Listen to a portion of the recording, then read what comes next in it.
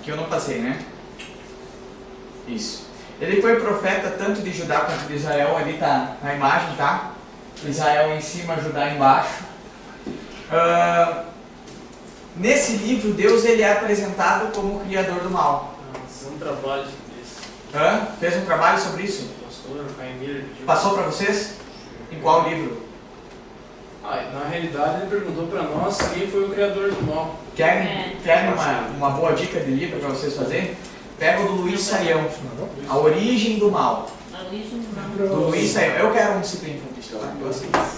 Luiz Saião, A Origem do Mal. Saião. Isso. A Origem do Mal?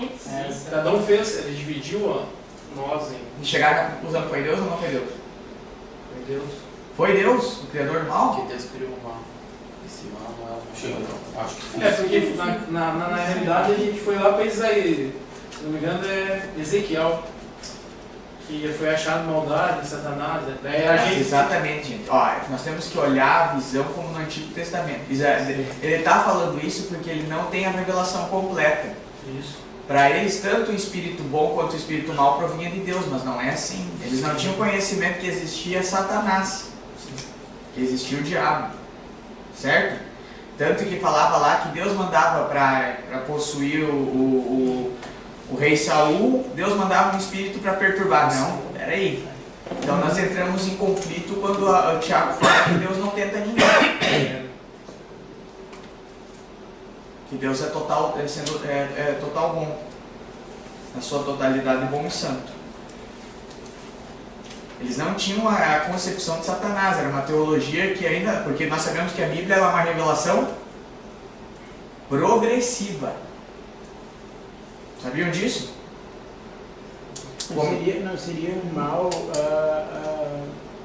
é que eu vou dizer, permissível. A vontade, ele permitia algumas coisas pela vontade do homem e também do inimigo, exatamente, maligno. É permissão, não é fazer parte de. Aí entra a questão da justiça de Deus. E na realidade, acho que até os próprios anjos, Deus criou como um livre-arbítrio. Certo? Mas eu recomendo para vocês a leitura desse livro. A Origem do Mal, do Luiz Saião. Tá? Certo? Quando a gente fez esse trabalho aí... Que uma hora vocês vão ser questionados sobre isso. Que tem vários. Né? Com certeza. Cada um tem uma... E se vocês me apresentar um Deus que é o criador do mal, não bate com o meu. Tô bem sincero. É que daí tu vai conversar com outro teólogo e vai dizer que sim. Por isso que eu aprendi na faculdade, é uma coisa que eu escuto o professor e respondo o que ele quer. Pode ser. Hoje então vocês fazem isso. Porque tu vai debater, tem duas gente, mas assim, quando vocês apresentar um Deus para uma pessoa que não conhece, a Deus que não tem experiência, o nosso Deus é conhecido por um Deus de amor. Uma criança passa fome porque Deus quer que ela passe fome? Lógico que não. Deus permite, mas não quer dizer que Ele queira. Ele permite. As pessoas questionam, por exemplo, uma criança pequena morre, um velho sofre. Onde é que estava Deus? Isso. Ele estava lá. Ele estava lá. Não deixe de estar lá. Por isso que eu digo, é um assunto que vale a pena você ler esse livro. Não é um assunto, beleza, passou. Isso vocês vão ser questionados. Tá? Vale a pena você procurar ter uma resposta para isso. Isso. E se for para me dizer que ele é a origem do mal, aí tem, tudo bem, pode me dizer, mas então me apresente como. Certo? Pode também, pode me dizer. Eu não vou fechar os meus ouvidos para isso. Mas precisa ter argumento.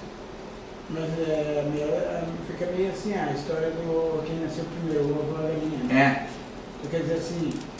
Mas é que nós hoje, João, nós temos a revelação completa. Jesus Cristo é a revelação completa. A mais perfeita revelação do Pai. Nele se encontrou maldade? Não. Nele se encontrou pecado? Não. Então, peraí.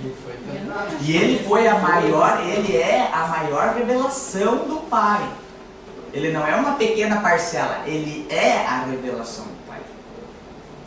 Ele e o Pai é um, é diferente, tá? Vamos passar adiante, senão nós vamos ficar mais tempo aqui, tá?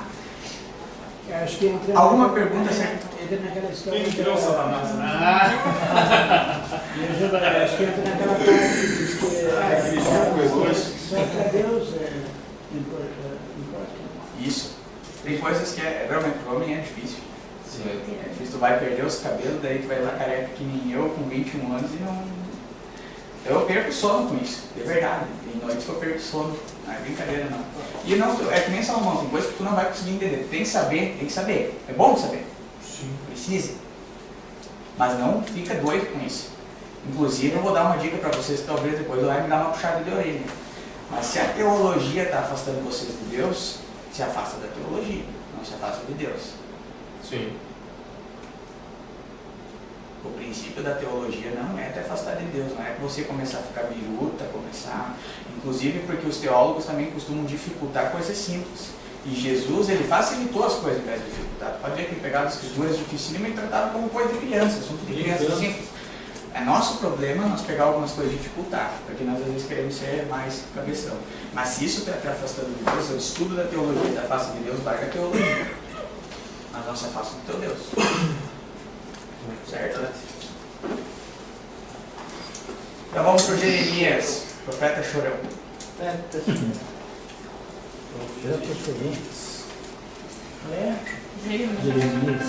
Uma introdução ao livro de Jeremias.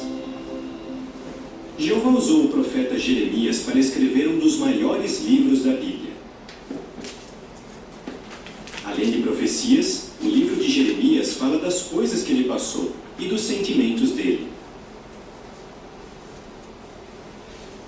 Jeremias era filho de um sacerdote. Mesmo antes de ele nascer, Jeová já tinha um interesse especial nele. Jeremias se tornou um bom pesquisador e historiador. Foi ele quem escreveu os livros de 1º e 2º Reis e de Lamentações. Jeremias se tornou profeta em 647 a.C. Ele devia ter uns 25 anos na época. Isso foi uns 90 anos depois de o reino de Israel no norte ser derrotado. Foi uma época turbulenta, porque nações poderosas estavam disputando o controle da região.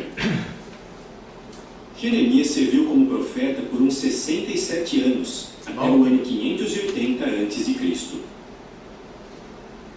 Ele foi profeta durante os reinados do fiel rei Josias e dos reis maus Jeoacás, Jeoiaquim, Joaquim e Zedequias.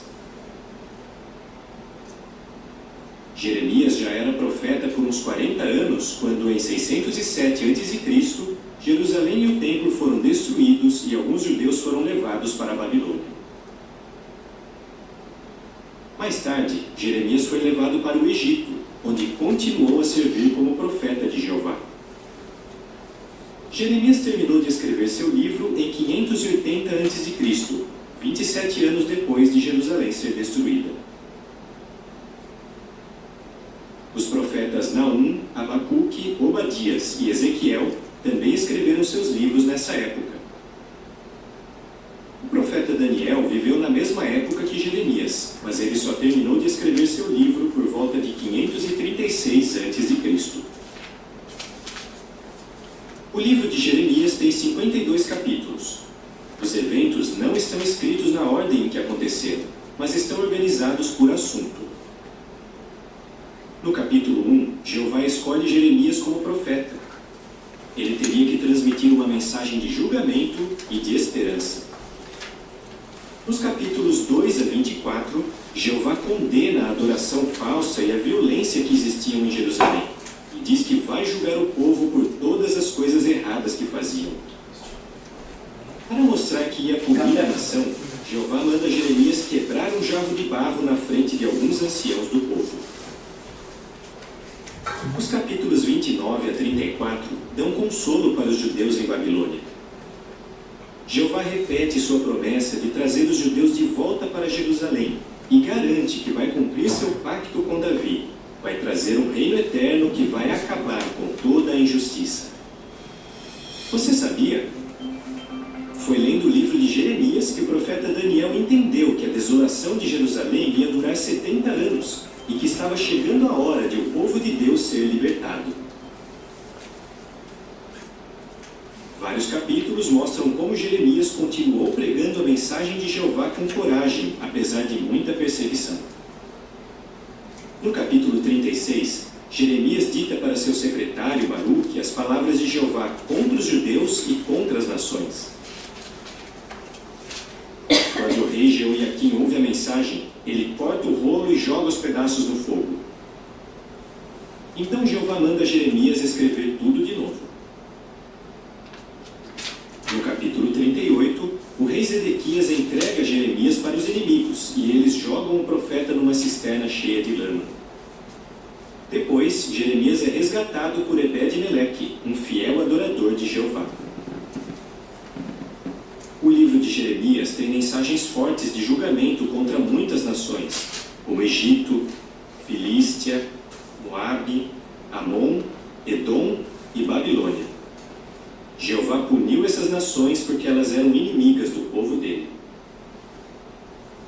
Entre as coisas descritas por Jeremias estão os últimos dias de Jerusalém, a destruição dela pelos babilônios e o que aconteceu depois da sua destruição. Ao estudar o livro de Jeremias, note como Jeová puniu os maus e deu esperança para os fiéis. Como Jeremias continuou leal apesar de dificuldades. E como Jeová prometeu estabelecer um reino que vai trazer justiça para toda a terra. Teologia da prosperidade com esse homem não existiu. Se fosse ser baseado somente na teologia da prosperidade, que era comum na época, ele era um homem infiel a Deus. Só sofria, coitado. Era jogado em poço de lama, apanhava, apedrejado, surrado, caceteado. E ele chegava... Avisava, ninguém dava bola. Avisava, ninguém dava bola. Tiravam por louco. Esse também não foi encerrado mesmo? Não, acho que não. Pelo que eu lembro, não. Pode ser. Não sei pelo que eu lembro. Mas assim, faz-nos pensar. Será que queremos ser profeta? Não é fácil. Ser um profeta lá nos muçulmanos?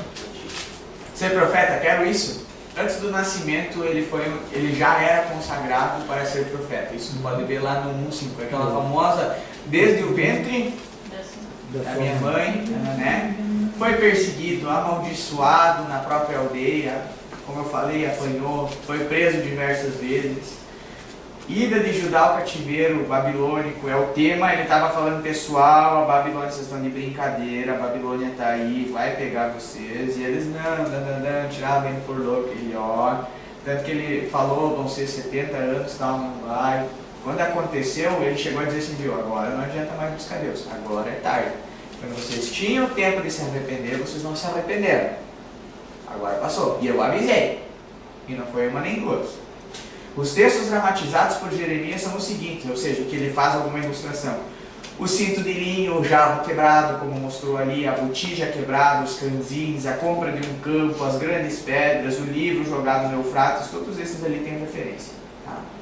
Foram mensagens que ele fez através de algum objeto. Tá? Ele fez para o povo e será comum.